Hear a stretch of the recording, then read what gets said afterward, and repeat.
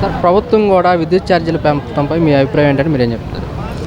ప్రభుత్వం ఎన్నికల ముందు చంద్రబాబు నాయుడు గారు ప్రతిపక్ష నాయకుడిగా ఈ వైసీపీ ప్రభుత్వం ప్రజలకు అన్యాయంగా చేస్తున్నది, ట్రోప్ ఛార్జీలు పెంచింది, ఇది ఎక్కడ న్యాయం అని చెప్పి ఆయన ఊరు వాడ అల్లరి చేశాడు. ఎన్నికల ప్రచారంలో దీని ఒక అస్త్రంగా వాడుకున్నాడు. ఆయన అయిపోయిన తర్వాత ఎన్నికలు అయిపోయిన తర్వాత వాళ్ళ అధికారంలోకి వచ్చిన తర్వాత ఆయన ఏం చెబుతున్నాడు, మళ్ళీ ఎన్ని సహజమైన అన్నట్టు వాళ్ళకి రెగ్యులేటింగ్ కాదట్టు వాడికి గ్రీన్ సిగ్నల్ ఇస్తున్నాడు.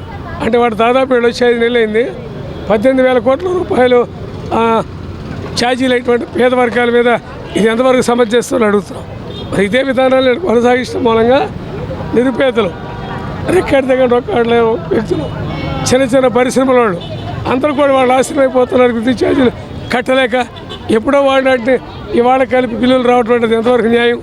తక్షణం దీన్ని అమలు చేయకూడదు, రద్దు చేయాలి. ఇదే విధానాలు వాళ్ళు కొనసాగించేటట్టయితే కూటమి ప్రభుత్వం గుండెల్లో కాంగ్రెస్ పార్టీ నిద్రపోదు.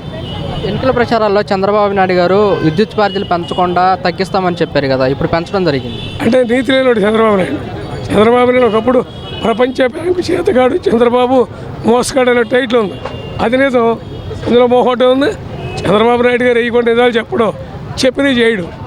అందువల్ల వాడు కూడా హామీ ఇచ్చాడు, హామీ తొంగలో దొక్కాడు. 6 హామీ ఏం చెప్పాడు, సూపర్ 6 ఏది వాడు ఉచితలకి మహిళలకి ఉచితంగా బస్సు అది వేయాలి కదా. తెలంగాణలో కర్ణాటకలో మనోడు చేశారు, వీళ్ళు ఎందుకు చేయలేకపోయారు? అమలు చేయలేరు వీళ్ళు. ఆనాడు రాజశేఖర రెడ్డి గారు ముఖ్యమంత్రిగా ఆయన మరుక్షణమే ఉచిత విద్యుత్ సాధకం పెట్టాడు.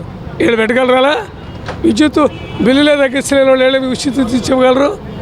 కాంగ్రెస్ పార్టీకి, బీజేపీ పార్టీకి, టీడీపీకి, జనసేనకి అది తేడా.